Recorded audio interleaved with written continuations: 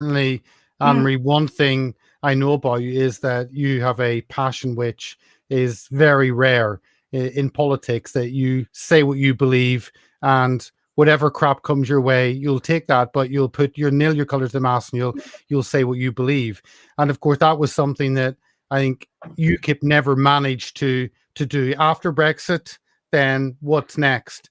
And there's that huge gap that those common sense members of the population who are looking around thinking, actually, what I'm hearing from the media is not really what I think. I've got huge concerns of that.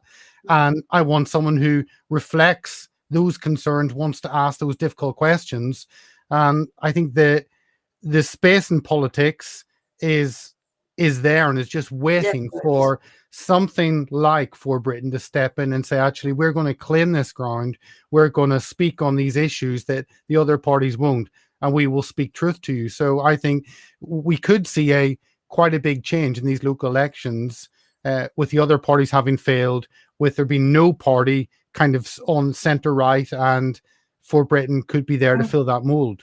Yeah, well, that's certainly the plan, and that's certainly my ambition for the party. You know, I've no idea what's going to happen in these elections.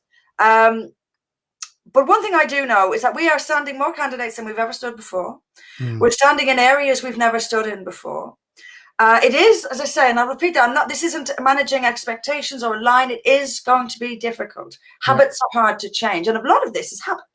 Yeah. People vote out of habit, and habits are hard to change, and they take time to change. So it's going to be hard work, but we can see our progress happening. And even Hope Not Hate had to acknowledge it must have agonized. It must have been agony for them. But even in their state of hate or whatever, the usual rubbish, they had to acknowledge that we're standing more candidates than ever before, and we're standing in areas we've never stood in before. They begrudgingly have to admit this.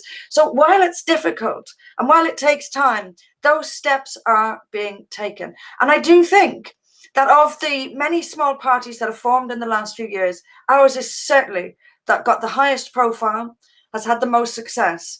And we are still solid. We're absolutely solid. We know who we are. We're not playing the game, Peter. And I think this is part of what, it's a strong conviction of mine not to play the game. And what I mean by the game is altering what we say from Monday to Tuesday. We say the same things on Monday as we do on Tuesday. We say the same things to this audience as we do to that audience, because what we're saying is out of conviction. But also, you've got to, if you're going to break through, if you're really going to do this, you're going to have the courage to stand up to the media. And this is, I think, where UKIP faltered. They tried to please the media. You cannot please the media. And to my mind, if you are pleasing the media, you're not working in the interests of the people. The media and the people are two different things, and they have opposing views.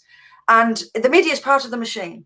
So if you're going to take on the machine, you're going to have to take on the media, and you're going to have to let them call you names, and you're going to have to don't let them make you cower. Do not cower in fear to the media.